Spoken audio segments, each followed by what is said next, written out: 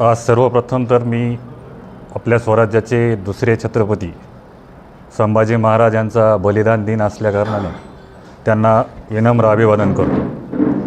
खरं तर ही पत्रकार परिषद घेण्यामागचं कारण हे आहे की 2-3 दिवसापूर्वी एका वृत्तवाहिनीला सुरेश धस यांची मुलाखत आली आणि त्या मुलाखतीमध्ये आदरणीय धनंजयजी मुंडे साहेब यांच्या मातोश्री म्हणजेच आमच्या काकू यांच्याबद्दल जे सुरेश धस यांनी सांगितलं की त्या परळीचा घर सोडून गावाकडच्या आमच्या नाथऱ्याच्या घरी राहायला गेलेल्या आहेत आणि त्यानंतर त्या परळीला आल्या नाहीत, अशा प्रकारचं त्यांनी ह्याच्यातून एक आरोप केला.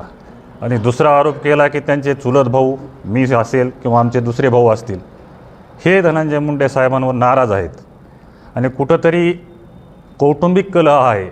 आईसुद्धा नाराज आहे, भाऊसुद्धा नाराज आहे, संपूर्ण कुटुंब धनंजयजी मुंडे साहेबांवर नाराज आहे.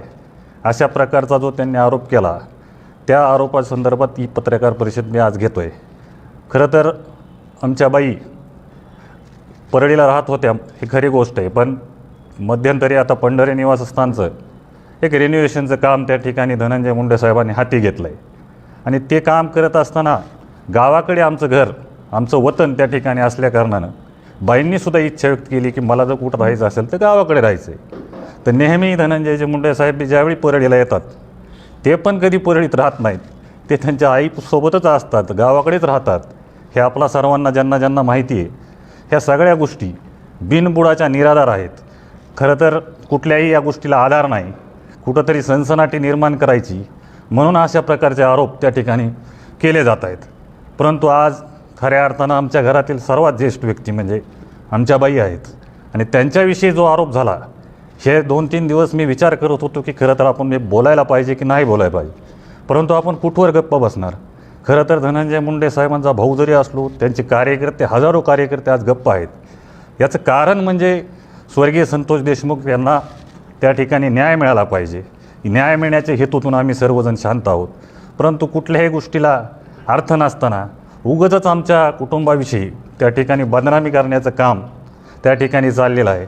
मी आपल्या माध्यमातून सांगू इच्छितो की धनंजयजी मुंडे साहेबांच्या पाठीशी संपूर्ण मुंडे कुटुंबीय आहे आणि आज धनंजयजी मुंडे साहेब हे नेतृत्व तयार व्हायला 20-25 वर्षे त्या ठिकाणी त्यांनी ज्या खस्ता खाल्लेल्या आहेत त्याचंच फलित आज धनंजय मुंडे साहेबांनी महाराष्ट्रभर आपलं नाव त्या ठिकाणी केलेलं आहे. आणि आज दोघं बहीण भाऊ मंत्री झाले असताना विरोधकांच्या डोळ्यामध्ये कुठंतरी खुपतं आहे. कारण धनंजयजी मुंडे साहेबांवर कुठलेही आरोप नाहीत, काही नाही, कुठला विषय नसताना घेण्यानं देण्याचं त्यांना आज बदनाम केलं जाते. त्यांनी राजीनामा दिला, तब्येतीचं त्यांचं आज खऱ्या अर्थानं त्यांची तब्येत इतकी वाईट आहे, आज ते अशा अनेक आजारांना त्या ठिकाणी सामोरे जात आहेत. अशा परिस्थितीत आम्ही सर्वजण मुंडे कुटुंबीय त्यांच्या भक्कमपणे पाठीशी आहोत आणि कुणीही या कुटुंबातलं नाराज नाही हे सांगण्यासाठीच आजची ही पत्रकार परिषद आहे. पण वास्तव काय आहे म्हणजे तुम्ही हे तर सांगितलं की धनंजय मुंडे यांच्या आई तुमच्या काकू त्या तिकडे असतात, पण त्यांचं असं म्हणणं होतं की त्या इथं राहिल्या नाहीत, परळीमध्ये नको म्हटलं त्या घरी राहायचं आणि त्या नाथाला निघून गेल्या. ह्याच्यामध्येच तथ्य नाही आहे. खरं तर परळीचं जे घर आहे त्याचं रिन्युएशनचं काम त्या ठिकाणी काढलेलं आहे आणि ते रिन्युएशनचं काम काढत असताना असा काय कुठला गुन्हा आहे का की आपण आपल्या गावाकडे जाऊन राहू नये. गावाकडचं घर म्हणजे आमचं मूळच तिथं आहे, आमचे जन्म तिथं झालेत. स्वर्गीय अण्णा जिथं ज्या घरामध्ये वाढलेले आहेत त्या ठिकाणी जर बाई आमच्या जाऊन राहिल्या तर यात ते वेगळं काय आहे. आणि त्यांच्यासोबत धनंजयजी मुंडे साहेब बी तिथेच असतात ना, ते तरी कुठे परळीत राहतात, तेही परळीत नसतात. ते फक्त ऑफिसला भेटीगाठीसाठी परळीच्या लोकांसाठी ती वेळ देतात, नाहीतर परळीला आल्यानंतर मुक्कामी वगैरे सर्व गावाकडेच असतात. ते धनंजय मुंडे साहेबांना कोणी मित्र नाही आहे असंही ते म्हणाले. हेच त्यांचा जावाई शोध आम्हाला हुडकावं लागेल. कारण धनंजय मुंडे साहेबांना हजारो असे त्यांचे मित्र आहेत, त्यांच्यावर जीवापाड प्रेम करणारे आहेत. तेच मी सर्वप्रथम सांगितलं की आम्हाला फक्त धनंजय देशमुखांना आपले संतोष देशमुखांना या न्याय पाहिजे. याच्यासाठी धनंजय मुंडे साहेबांचा कुठलाही कार्यकर्ता आम्ही आज बोलत नाहीत आणि ते न्याय आपल्याला न्यायव्यवस्थेकडून घ्यायचा असल्याकारणानं अशा प्रकारच्या सनसनाट्या आम्हाला निर्माण करायच्या नाहीत. नाहीतर आम्हालाही बोलता येतं, सुरेश दसांबद्दल बोलता येतं, जे कोणी बोलतेत. आज सुरेश दस किती धुतल्या तांदळाचे आहे ते दिसतंयच आपल्याला, कारण त्यांचा खोक्या आज बाहेर पडलेला आहे आणि या खोक्याचा आका कोण आहे. कारण ते स्वतःच म्हणतात की हा तो एक साधा कार्यकर्ता आहे आणि असा साधा कार्यकर्ता जर 200 मोरं हरणं कापून खातो, मग याच्या मागं हा सुरेश दस नसतील एक हे कुठं सांगता येईल. आणि ह्याच्यामध्ये सुरेश दस 100% आहेत आणि त्यांनासुद्धा याच्यामध्ये सहआरोपी केलं पाहिजे, ही बी माझी या ठिकाणी मागणी राहणार आहे.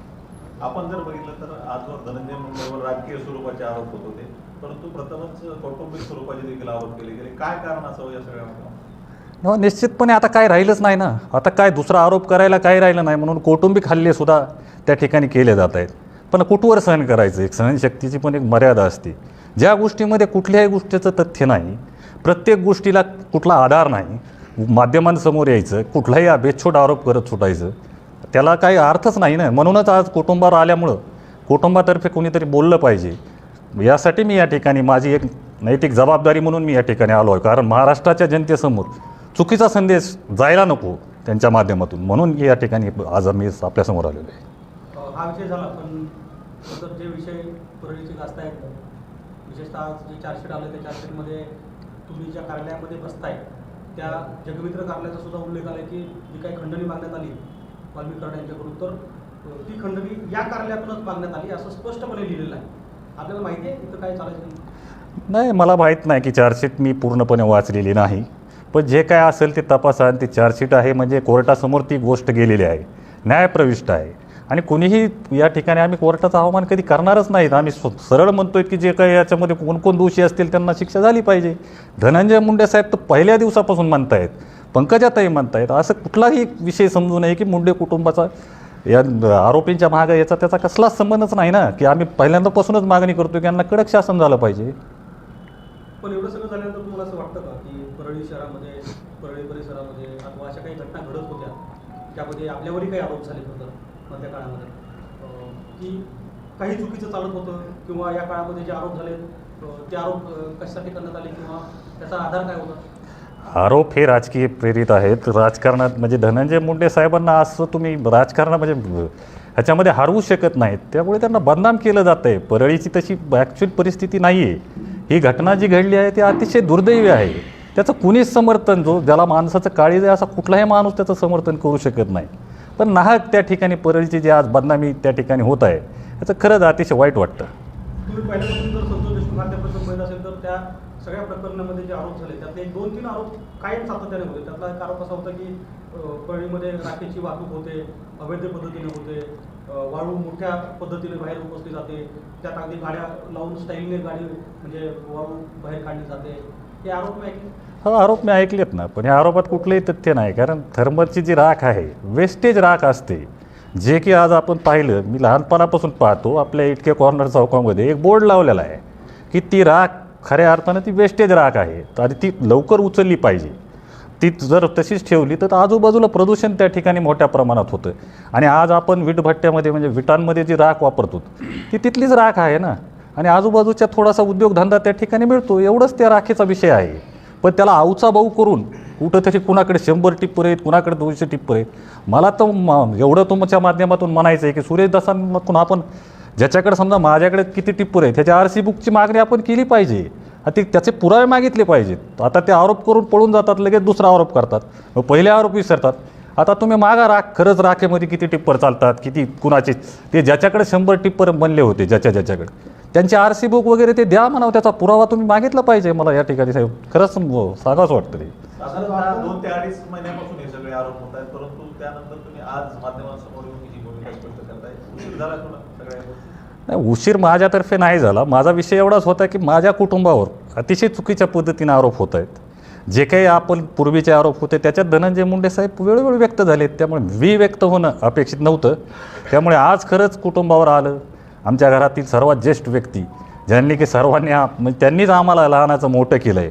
मग अशा विषयी चुकीची जर गोष्ट जात असेल तर माझ्या मनाला त्या ठिकाणी पटलं नाही, म्हणून मी आज या ठिकाणी आपल्यासमोर आलो. आपण म्हणालात की धनंजय मुंडेच्या पाठीमागे पूर्ण मुंडे कुटुंबीय आहे, परंतु पंकजा मुंडेंनी असं म्हटलं होतं की धनंजय मुंडेंनी याच्या पूर्वीच राजीनामा देणं गरजेचं होतं. नाही, त्याच्यावर त्यांनी स्पष्टीकरण दिलं असेल असं मला वाटतंय. मी त्याच्यावर बोलणं, मोठ्या भावा बहिणीबद्दल बोलणं मला काही संयुक्तिक वाटत नाही. चला, ओके, धन्यवाद.